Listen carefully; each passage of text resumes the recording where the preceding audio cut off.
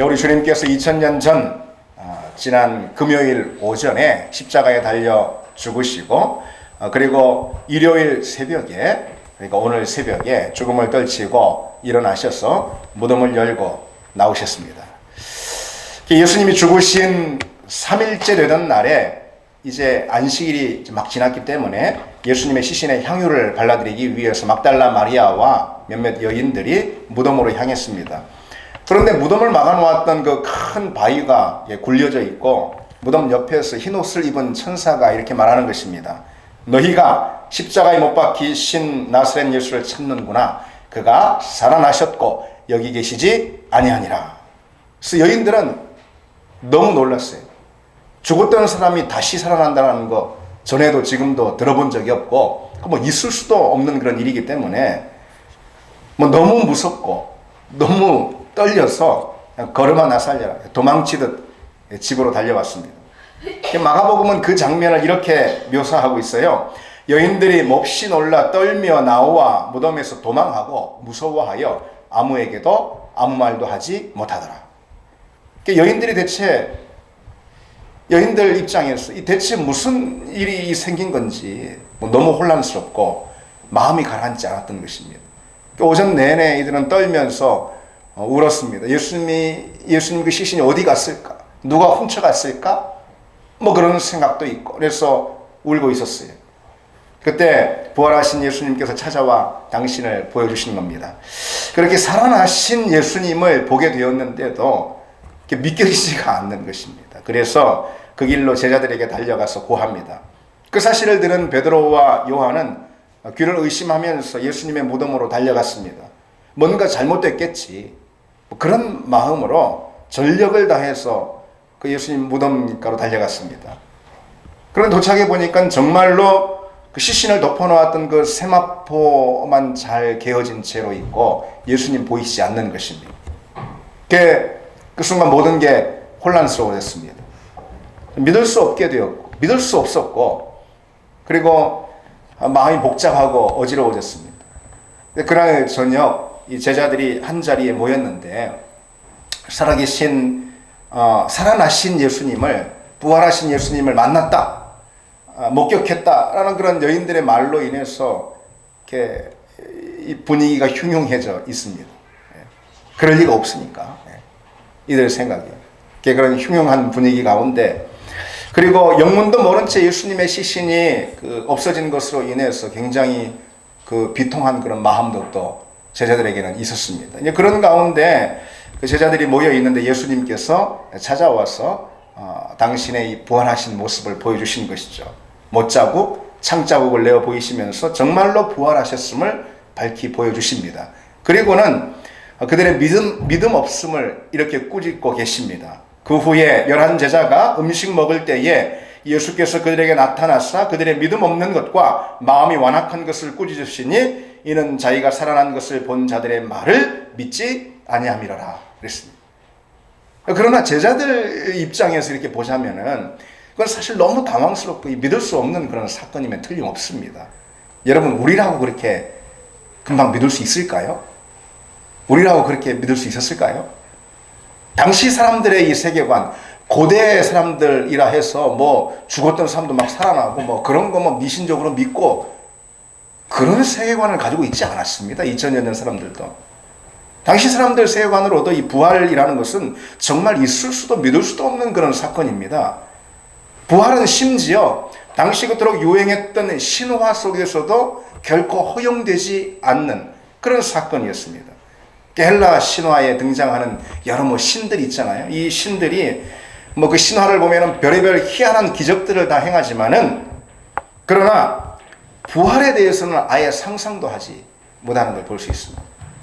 다만 영혼이 죽지 않고 불멸한다. 그런 내세관은 이들에게 있었어요. 그러나 죽음은 결코 역전될 수 없는 그런 사건이다라는 것이 이들의 세계관이었습니다. 그러니 제자들도 어찌 금방 그걸 받아들이고 예수님 앞에 나타나셨다 해서 그걸 어떻게 금방 믿을 수가 있었겠습니까? 그래서 주님은 하늘로 올라가시기 전, 승천하시기 전에 무려 40일 동안이나 제자들과 이렇게 동행을 하신 것입니다. 바로 그래서 그런 것입니다. 그리고 40일간 동행을 하시면서 그렇게 하니까 당신의 부활을 사실 누구도 부정할 수 없게 되지 않습니까? 당신의 부활을 분명히 입증해 보여주신 것입니다. 그리고 승천하시면서 하시는 말씀이 너희는 온 천하에 다니며 만민에게 이 복음을 전파하라 그랬습니다. 어떤 복음일까요? 당연히 부활의 복음인 것이죠. 무엇을 믿어야 할까요? 당연히 부활을 믿는 믿음인 것이죠. 처음부터 복음은 부활 복음입니다. 처음부터 믿음은 부활의 믿음이었습니다.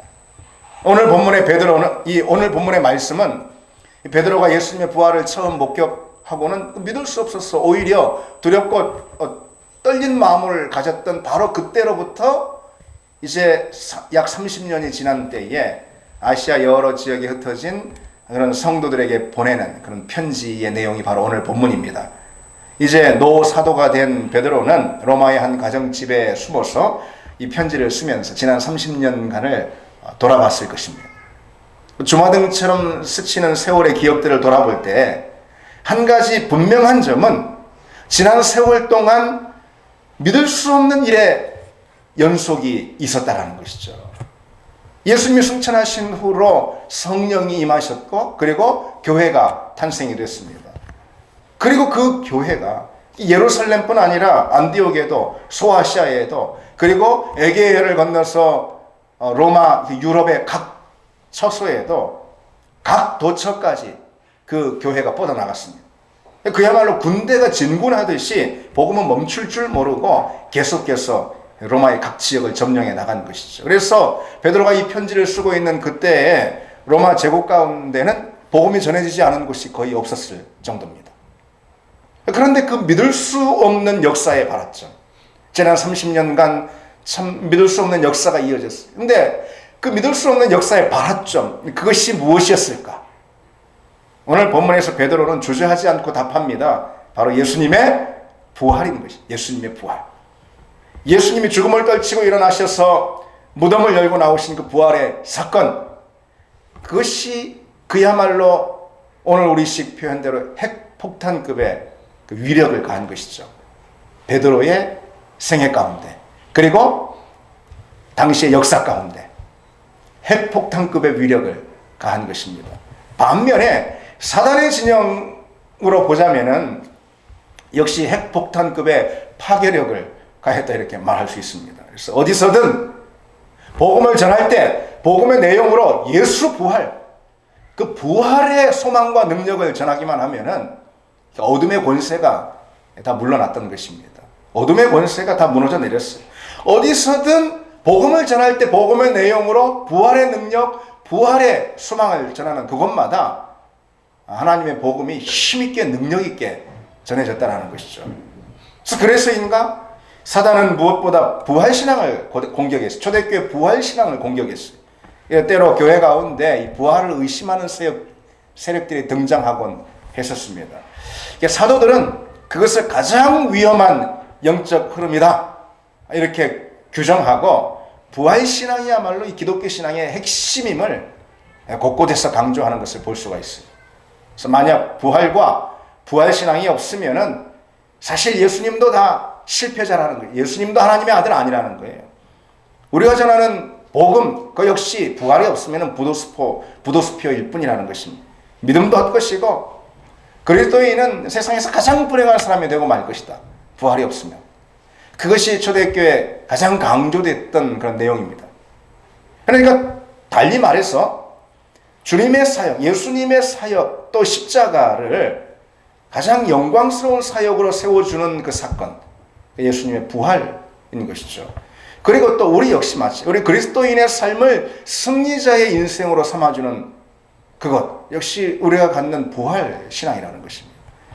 그래서 복음이라는 것은 처음부터 애초부터 오로지 부활의 복음이었습니다.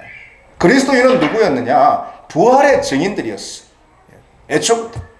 교회는 무엇이었냐? 애초부터 교회는 부활의 공동체였습니다. 기독교 신앙이라는 것은 처음부터 이 부활의 신앙이었습니다.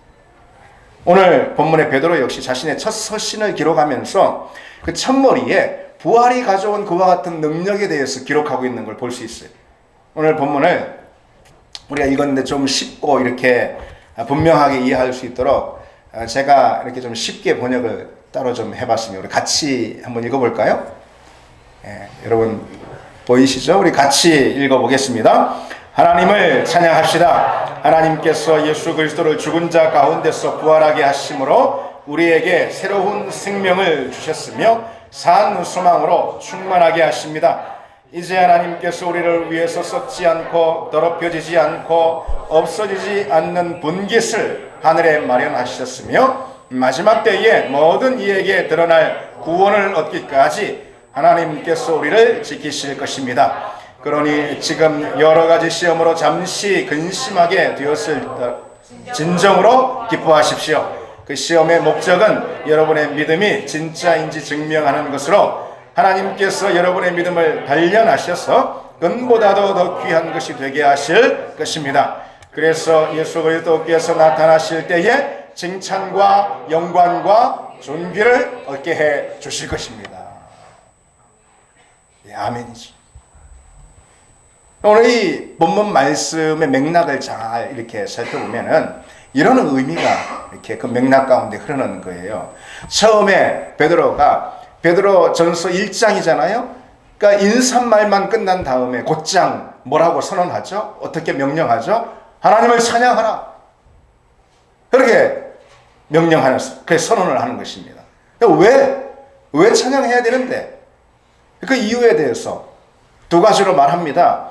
하나님께서 예수를 부활하게 하셨기 때문에, 또 예수님이 부활하심으로 우리에게 새 생명이 주어졌기 때문에, 예수가 부활하고 그 부활로 인해서 우리에게 새 생명이 주어졌기 때문에 하나님을 찬양해야 된다. 그것입니다. 그러면은 예수님의 부활과 그로 인해 우리에게 주어진 그 새 생명으로 인해서 어떤 일이 일어났느냐? 우리 가운데 산 소망이 충만하게 됐다. 우리 가운데. 그것입니다. 산 소망이 충만. 그럼 산 소망이 뭔데? 하나님의 하늘에 마련하신 썩지 않고 더럽혀지지 않고 없어지지 않는 그 분깃, 그 기업, 그 유업, 그것에 대한 소망이다. 그리고 마지막 때 구원을 얻기까지 하나님께서 그분의 능력으로 우리를 지키실 것이다 라는 그것에 대한 믿음의 확신, 또 소망이다 라는 거죠. 그러면은 그 산 소망으로 인해서 우리에게 주어지는 믿음의 태도가 무엇이냐? 기뻐하라는 것입니다. 기쁨이라는 것입니다. 시험과 고난 중에 그래 잠시 근심할 만한 일들이 많이 있지만, 그러나 그 가운데 기뻐하라. 그것이 산 소망을 가진 우리의 마땅한 태도다. 그것입니다. 결국 그리스도께서 나타나실 때 우리에게 칭찬과 영광과 존귀를 얻게 하실 것이다 라는 거죠. 오늘은 이 내용에 대해서 우리가 잠시 생각해 보려 합니다. 오늘 본문이 뭐라고 선언했다고 했습니까? 하나님 찬양하라. 왜 찬양하냐? 이 두 가지 대전제 때문에 찬양하라는 거예요. 첫 번째로 하나님께서 예수 그리스도를 무덤에서 일으키셔서 부활하게 하셨기 때문에, 두 번째로 그 예수님의 부활로 인해서 우리 가운데 거듭난 삶, 새 생명이 주어졌기 때문에, 이 예수님의 부활과 그로 인해 우리에게 주어진 새 생명, 이것이 대전제인 것입니다. 예수님이 다시 사신 것, 그것은 예수님만 사신 것으로 끝난 것이 아닌 거죠. 그것은 우리 모두의 부활의 하나의 예고탄이었습니다. 그래서 성경은 그리스도께서 죽은 자 가운데 다시 살아나사 잠자는 자들의 첫 열매가 되셨다라고 이렇게 말씀하고 있잖아요. 부활하신 예수를 믿는 성도들에게는 그 심령 가운데 부활의 씨가 심겨집니다. 부활의 씨.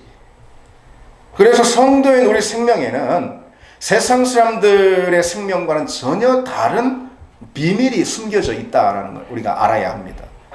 고린도전서 15장에 이렇게 말씀하고 있어요. 하늘에 속한 형체도 있고 땅에 속한 형체도 있으나 하늘에 속한 것의 영광이 따로 있고 땅에 속한 것의 영광이 따로 있으며 육의 몸이 있은즉 또 영의 몸도 있느니라 그랬습니다. 이것이 무슨 말씀일까요, 여러분? 우리 사람의 생명이 그냥 겉으로 볼 때 다 같은 것처럼 보일지 모르지만 그렇지 않다는 거예요.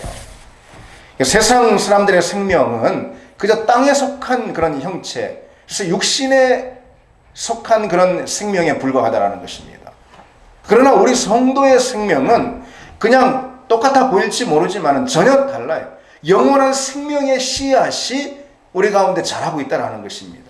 신령한 몸이 됐어요. 그래서 우리는 그 영원한 생명의 씨앗은 다름 아닌 부활로 인해서 우리 영혼과 몸 가운데 심겨진 그 부활의 씨앗인 것입니다. 그로 인해서 우리는 죽어도 사는 것입니다. 우리 주님 말씀하셨잖아요. 죽어도 살겠고. 세상 사람들은 결국 죽기 때문에 그 삶이 죽음을 향해 나아가는 그런 삶인 것입니다. 태어나서부터 죽음을 향해 걸어가는, 끝을 향해 갈수록 어두워지는 그런 터널을 향해 가는 것입니다. 그래서 그들의 삶은 죽음의 삶인 것이죠. 그러나 우리는 계속해서 생명으로 나아가는 그런 생명의 삶, 그 삶이 우리에게 주어지는 것이죠. 예를 들어서 이런 것입니다. 씨앗이 두 개 있다, 여러분 생각해 보십시오. 근데 한 씨앗은 그냥 씨앗이고 살아있는, 또 한 씨앗은 불에 볶은 씨앗인 것입니다. 근데 겉으로 그냥 씨앗만 볼 때는 우리 눈에 뭐가 다른지 확인이 안 됩니다. 그 씨앗을 땅에 심어보면은 결과가 분명히 드러나지 않겠습니까? 불에 볶은 씨앗은 뭐 땅에 심으면 썩어서 없어지는 것이죠. 그러나 살아있는 씨앗은 새싹을 돋고 생명을 움트지 않겠습니까?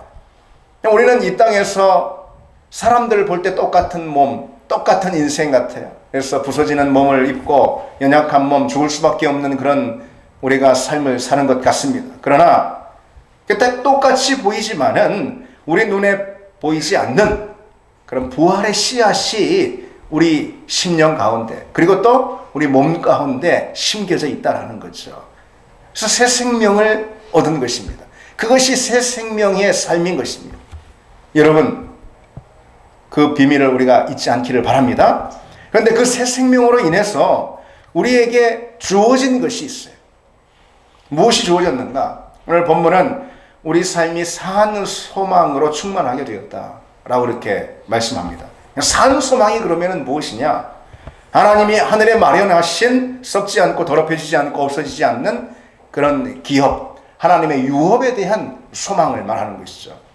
산 소망, 영어로는 living hope라고 그러는데 사실 이 표현 자체가 어색한 표현입니다. 그렇죠? 이 소망이라는 단어 자체가 원래가 뭐 긍정적인 그런 단어 자체가 그렇고 그 자체가 이 생기를 갖고 있는 그런 단어 아니겠습니까?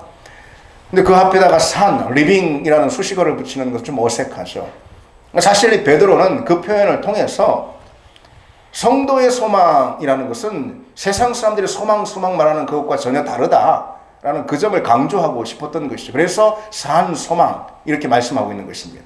세상의 것들, 세상의 행복과 모든 좋은 것들, 그러니까 세상에서 참 소망으로 품을 만한 것들이 있죠. 얼마나 많습니다. 그런데 그런 것들의 문제가 뭘까요? 세상에서 우리가 소망으로 품을 만한 것들, 소망이 될 만한 것들, 그것이 뭐 거짓되고 나쁜 것은 아니죠. 그것이 악한 건 아니에요. 그러나 세상에서 우리가 품을 만한 그런 소망들의 문제가 뭘까? 그것은 썩어지고 사라진다는 것이죠. 그러니까 소망으로 품을 만한 아무리 좋은 것이라 하더라도, 그리고 그 소망을 누릴 수 있는 시간을 아무리 길게 잡는다 하더라도 결코 우리를 만족시킬 수 없는 그런 소망들이라는 것입니다. 이게 세상의 소망인 거죠. 여러분, 결혼 주례사를 한번 떠올려 보십시오. 신랑과 신부의 사랑을 말하면서, 사랑의 가정을 말하면서 이 주례사가 어떻게 됩니까? 죽음이 갈라놓을 때까지. 모르십니까? 이 주례사를 하면 딱 맞는 말입니다. 사랑하는 사람과 한 가정을 이루는 그 좋은 결혼이잖아요. 인생에서 우리가 품을 수 있는 여러 소망, 소원들 가운데 뭐 그만한 소원이 어디 있겠어요. 사랑하는 사람 만나서 그와 함께 아름다운 가정을 꾸리고, 그만한 소망이 어디 있겠습니까? 그러나 그런 소망, 그런 결혼 생활도 죽음이 갈라놓을 때까지만인 것이죠. 죽음이 갈라놓을 때까지만.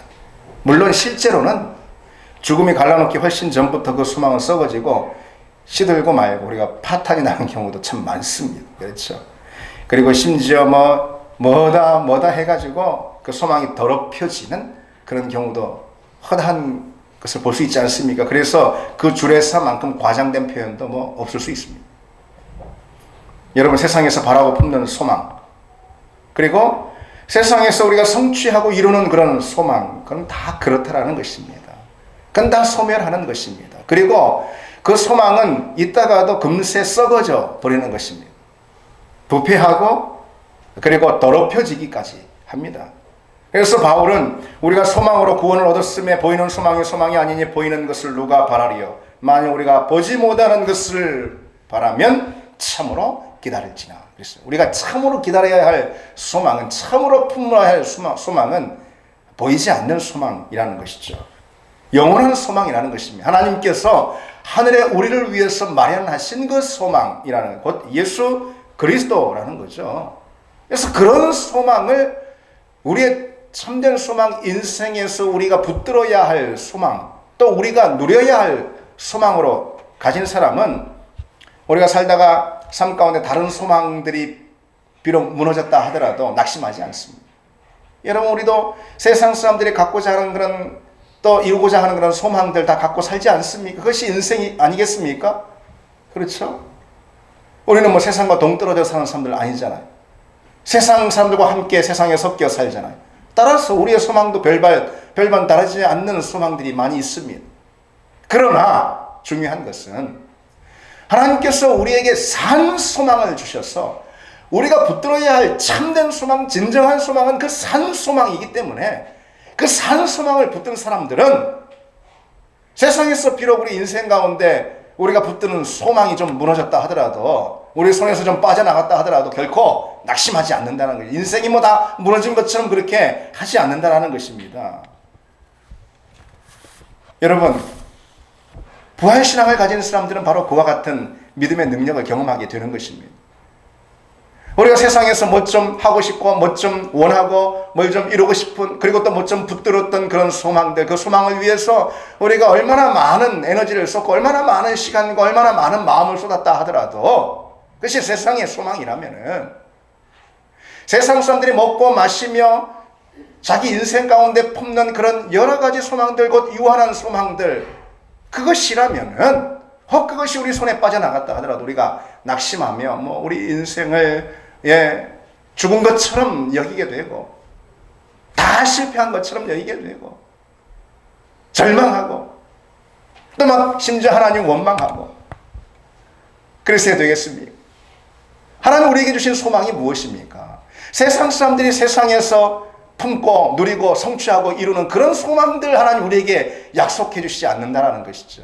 그건 다 유한하고 썩어질 것이고, 또 심지어 부패하고 더러워질 수 있는 소망인 것입니다.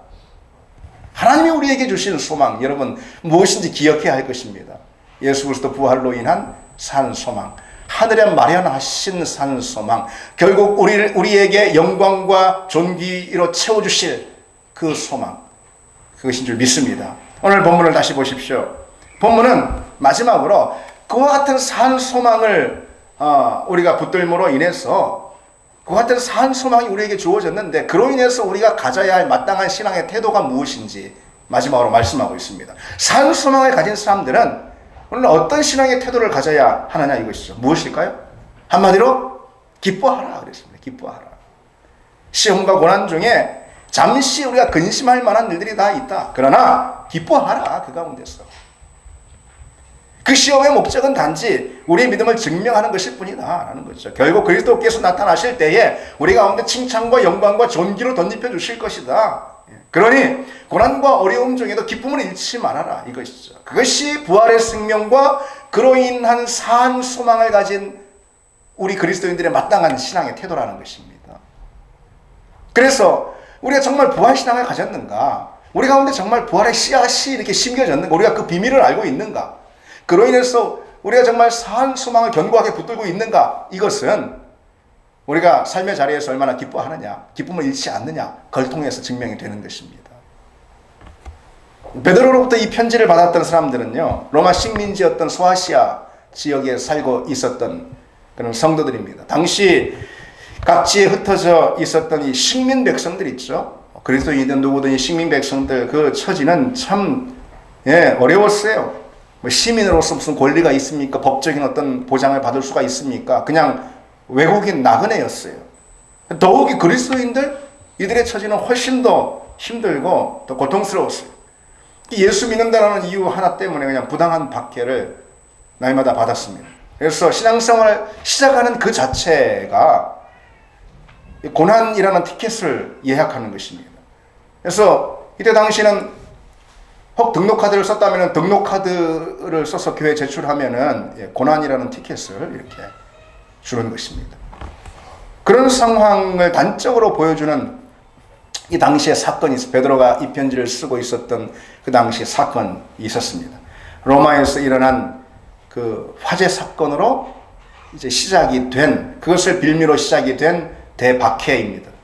처음에는 어느 기름창고에 우연히 시작됐던 이 작은 화재였는데 시내로, 로마 시내로 번지면서 걷잡을 수 없게 커져가지고 대형 참사로 이어졌습니다. 그래서 로마 제국 그런 시기 가운데, 그 긴 시기 가운데 가장 큰 대참사로 기록되어 있습니다. 당시 로마가 14구역으로 나눠져 있었어요. 지금으로 보자면 무슨 구처럼요. 무슨 구 하듯이. 14구역으로 나눠져 있었는데 이 화재로 인해서 무려 10구역이 잿더미가 됐습니다. 엄청난 재앙의 시민들은 좀처럼 출수하지 못하고 진정을 하지 못했습니다. 그 사이에 네로 황제가 망하봅니다. 뭐 이런 소문까지 막 이렇게 흉흉하게 퍼졌어요. 그러자 네로는 다급해져가지고 성난 민심을 수습하려고 기독교인들에게 책임을 떠넘겼습니다. 당시 기독교는 그러니까 말하자면은 신흥 종교였어요. 말하자면 신흥 종교였기 때문에 뭐 힘도 없고 백도 없고 뭐 발언권도 없었어요. 그 약점을 잘 알고 있었던 네로가 로마 시민들 보는 앞에서 이 공개적으로 화풀이를 하는 것이 로마 시민들. 공개적으로 기독교인들을 화형에 처하는 뭐 대대적인 박해를 가했습니다. 심지어는 대로변에 나무 꼭대기 높이 이 예수 믿는 사람들 다 매달아 놓고서는 온몸에 타르를 발라가지고 불을 붙이고 끔찍한 학살을 자행했습니다. 그리스도인들을 희생양으로 삼아가지고 성난 민심을 달랬던 것이죠. 그런 고통과 시련의 상황 속에서 당시 성도들, 아무리 믿음이 좋다 하더라도 당시 성도들에게는 이런 절규가 터져 나왔을 것입니다. 아니, 이게 무슨 믿음이 주는 복인가? 이게 내가 지금까지 이렇게 열심히 신앙생활, 충성스럽게 신앙생활한 그런 결과인가, 이게? 여러분, 아무래도 믿음이 안 많더라도 이런 절규가 터져 나오지 않았겠습니까? 그게 너무 고통스러운 처지, 너무 힘겨운 그런 상황 때문에 그리스도인으로서 누려야 할 그 소망, 그리고 그 기쁨, 그것을 빼앗겨 버린 것입니다. 그런 그들에게 베드로가 그의 첫 서신을 쓰면서 힘주어 강조하고 싶은 것이 두 가지가 있었던 거예요. 너희가 즐거워하라. 너희로 즐거워하고 기뻐하게 하려 함이라. 그리고 또 한 가지, 너희 속에 있는 소망에 관한 이유를 묻는 자에게는 대답할 것을 항상 준비하라. 기쁨과 소망, 그것을 잃으면 안 된다는 것이죠. 왜요? 우리 안에는 예수 부활이라는 그런 생명의 씨앗이 심겨져 있으니까. 우리 삶 가운데, 우리 영혼 가운데, 우리 육신 가운데는 세상 사람들과 전혀 다른 부활이라는 씨앗이 심겨 있는 비밀을 우리가 담고 있기에 결코 소망을 잃지 마라. 결코 기쁨을 빼앗기지 말라, 그것이죠. 그래서 지금 베드로는 부활신앙과 결코 양립할 수 없는 것이 있다라고 지금 가르치고 있는 거예요. 부활신앙과 결코 양립할 수 없는 것이 무엇입니까?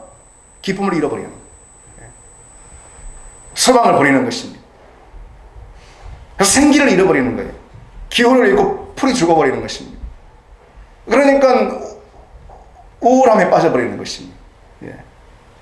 깊이 빠지는 거예요. 걱정하고 염려하는 것이, 불안에 떨고 두려워하는 것입니다. 무기력에 빠져버리는, 그리고 그냥 다 죽은 것처럼 그렇게 사는 것입니다. 기쁨과 소망을 잃으니까 그런 부정적인 태도들이 그냥 삽시간에 그 삶을 점령해버리는 것이죠. 그것도 뭐 자기만 그러는 게 아니라 그걸 전염시켜가지고 그런 우울함, 그런 기쁨을 잃는 거, 그런 무기력, 이것이 특징이 있거든요. 그건 전염시키는 것입니다. 그러니까 다른 사람들의 힘도 다 빼놓는 것입니다. 한없이 걱정하고 염려하며 옆 사람에게 이건 금방 전염이 되는 거예요. 공동체 전염이 되는 것입니다. 당시에도 그런 분위기가 있었어요. 사도 베드로는 그 점을 심히 우려했던 것입니다. 우리 교회는 어떻습니까? 여러분은 어떻습니까? 그래서 교회 나와서도 또 뭐 목장 모임 하면서 또 뭐 어떤 모임에서든지 끊임없이 근심을 나누는 사람들이 있습니다. 물론 우리가 염려하고 근심하고 걱정하는 것들을 함께 나누고 위로를 받고 그리고 새롭게 도전을 얻고 거기서 이 생기를 얻어야 되는 거죠. 믿음을 통해서. 그런데 이제 그보다도 오히려 그냥 끊임없이 근심을 나누는데 그래서 다들 염려를 묵상하게 만들어 버리는 것이죠. 교회 공동체 전체를 그냥 푹 꺼지게 만드는 것입니다. 왜 그렇습니까? 부활의 눈이 열리지 않았기 때문에 그런 것이죠. 부활신앙이라는 것은 다른 것이 아닙니다. 잠시 근심하게 되었지만 오늘 본문 말씀처럼 오히려 크게 기뻐하는 삶의 태도라는 것이죠. 그것을 통해서 우리가 정말 부활의 씨앗이 우리 가운데 담겨 있다는 그 비밀을 깨달은 그런 부활신앙을 가진 사람인지 확인할 수가 있는 것입니다. 오늘 베드로로부터 편지를 받은 이 성도들, 여러분 그 상황을 한번 떠올려 보십시오. 정말 그 시절을 뭐라고 표현할 수 있을까요? 그리스도인들에게 아마 참으로 부족한 표현일지 모르겠지만 그리스도인들에게 그 시절은 정말 짐승 같은 시절이었습니다. 그 시절에 기뻐하라, 기뻐하라, 소망으로 살라, 권면을 받고 있습니다. 여러분 그게 믿음의 사람들이 보여줄 수 있는 그런 삶이고 능력인 줄 믿습니다. 세상은 결국 그 부활 신앙, 부활의 소망 앞에 무릎을 꿇고 말지 않았습니까? 이제 말씀 맺겠습니다. 부활이 우리 삶에 가져오는 선물이 무엇이라 했습니까? 부활의 생명이 우리에게 가져오는 선물은 산 소망입니다. 산 소망이 우리에게 선물하는 믿음의 태도가 무엇입니까? 그건 기쁨입니다. 그러한 삶을 통해서 부활의 은혜를 노래하는 우리가 되길 바랍니다. 우리 함께 이 찬양 하시겠습니다.